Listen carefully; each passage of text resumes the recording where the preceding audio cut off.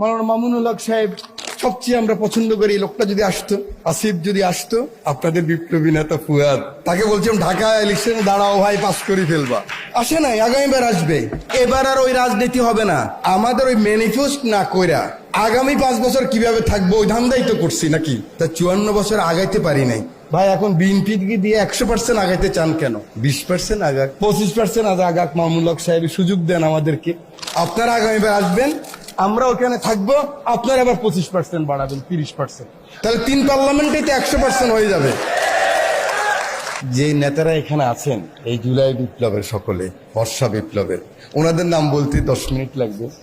অতএব আসিফের কথা যদি তুলতে হয়, অনেক কথা বলতে হবে। তুষারের রাজনৈতিক অনেক টেকনিক, এখানে মঞ্জুর কথা, আমার বড় ভাই তো আসাদুজ্জামান রিপন আছেন, আহমদ আব্দুল কাদের, তাজুল ইসলাম, যিনি শেখ হাসিনার ফাঁসির সেখানে প্রসিকিউটর ছিলেন, একটু ছাড় দেন নাই।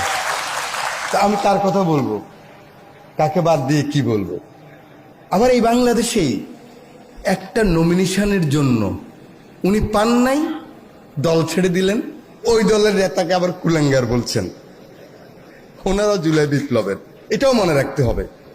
পপুলার বক্তব্য দিতে পারি, সবাই হাততালি দিবেন। আমার নেতা বলছে, সংসদ নেতা মনে আছে, এই চেয়ারের অনেক উত্তাপ, সবুজ চেয়ারটা দেখাই বলছে, এই চেয়ারের অনেক উত্তাপ, মানে বিরোধী দল সরকারি দলে, প্রাইভেট মেম্বার পাবলিক মেম্বার, এই উত্তাপ আমি বুঝি।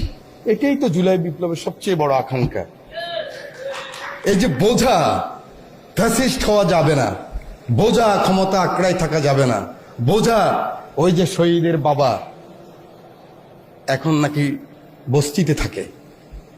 আমি জানি না কেন বস্তিতে থাকবে। শহীদের লিস্ট আছে না ওনার? মঞ্জু সাহেব, শহীদের লিস্টে ওনার মেয়ের নাম নাই? মিনিমাম 10 থেকে 15 লাখ টাকা পায়নি নাকি পেয়েছে? তাহলে বস্তিতে থাকে। আরো লাগলে 10 লাখ আবার আমরা দেবো, বিএনপি থেকে দেবো, ব্যক্তিগত পর্যায়ে দেব। কিন্তু কেন উনি বস্তিতে থাকবে? এই প্রশ্ন আপনারা এই পাবলিক হাততালি না দিয়ে আমাদেরকে বলতে পারেন। মাওলানা মামুনুল হক সাহেব সবচেয়ে আমরা পছন্দ করি। এই লোকটা যদি আসতো, মঞ্জু যদি আসতো, আসিফ যদি আসতো, জুলাই বিপ্লবের তারা যদি আসতো, আপনাদের বিপ্লবী নেতা ফুয়াদ, তাকে বলছিলাম ঢাকা ইলেকশনে দাঁড়াও ভাই, পাস করে ফেলবা। আসে নাই, আগামীবার আসবে। কারণ এবার আর ওই রাজনীতি হবে না। আগে কি হতো, আমার যে ম্যানিফেস্টো, যেটা নিয়ে ভোটে গেলাম, আমরা যাই, বারবার গিয়েছি। 1 বছর যাওয়ার আগেই স্যার আছেন এখানে উপস্থিত, মঈন খান স্যার, আমাদের রিপন ভাই আছেন,